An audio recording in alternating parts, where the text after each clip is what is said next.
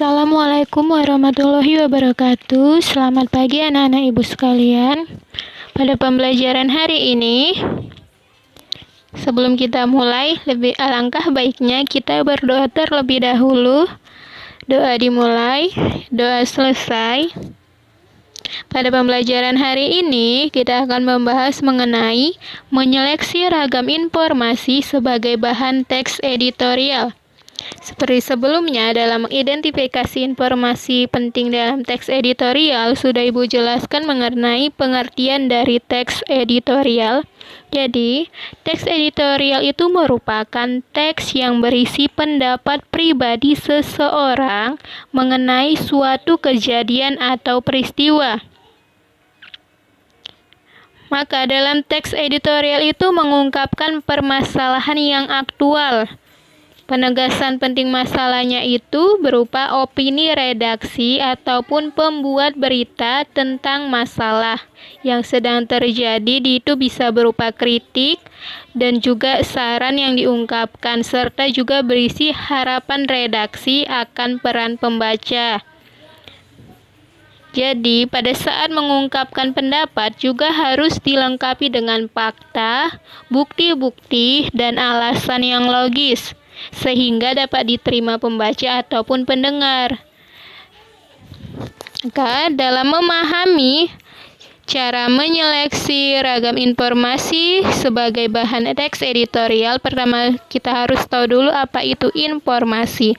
Informasi itu adalah sekumpulan data atau fakta yang diorganisasi ataupun diolah dengan cara tertentu sehingga mempunyai arti bagi penerimanya. Informasi yang disampaikan dalam teks editorial berisi fakta dan opini. Fakta itu merupakan peristiwa yang benar-benar terjadi serta dapat dibuktikan kebenarannya. Opini merupakan pendapat, penilaian, ataupun pendirian yang kebenarannya masih perlu diuji, karena bentuknya itu masih berupa pendapat.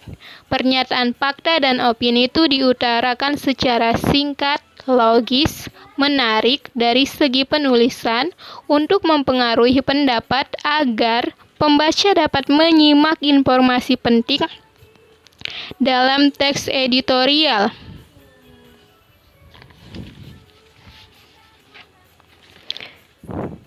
Selanjutnya, menentukan isi aktual dari berbagai media. Untuk menentukannya, ada beberapa langkah yang perlu kita lakukan. Pertama, membaca dan mencatat istilah-istilah yang belum dikenali ataupun bisa membaca teks secara keseluruhan dan cermat.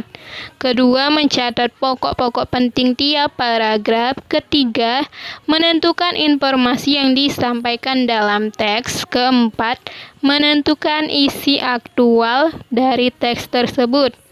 Selanjutnya, menyampaikan pendapat disertai argumen penting.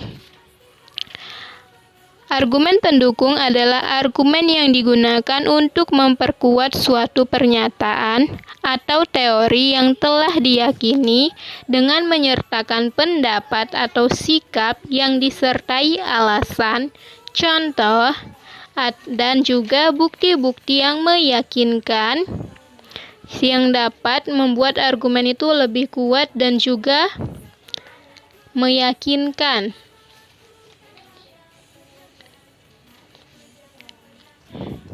Maka, dalam kegiatan mengidentifikasi isu aktual yang sudah dilakukan menjadi dasar untuk menulis teks editorial ataupun opini dalam bentuk artikel. Dalam penulisan teks editorial, penulis itu dapat menguatkan sudut pandang pada awal kegiatan menulisnya. Kemudian, penulis juga harus mampu memberikan simpulan dan juga saran sebagai bagian dari penegasan atas penegasan atas argumentasi. Simpulan tersebutlah yang kemudian disebut sebagai pendapat.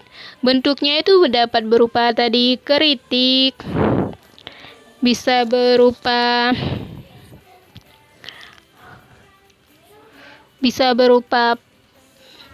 penilaian, prediksi, harapan maupun juga saran. Lanjut, paragraf argumentatif adalah paragraf yang mengemukakan alasan, contoh, dan bukti-bukti yang menguat. Bukti-bukti yang kuat dan meyakinkan. Alasan-alasan, bukti, dan sejenisnya digunakan penulis untuk mempengaruhi pembaca agar mereka menyetujui pendapat, sikap, dan keyakinannya. Dalam argumentatif, penulis menyampaikan pendapat yang disertai penjelasan dan alasan kuat dengan maksud agar pembaca terpengaruh.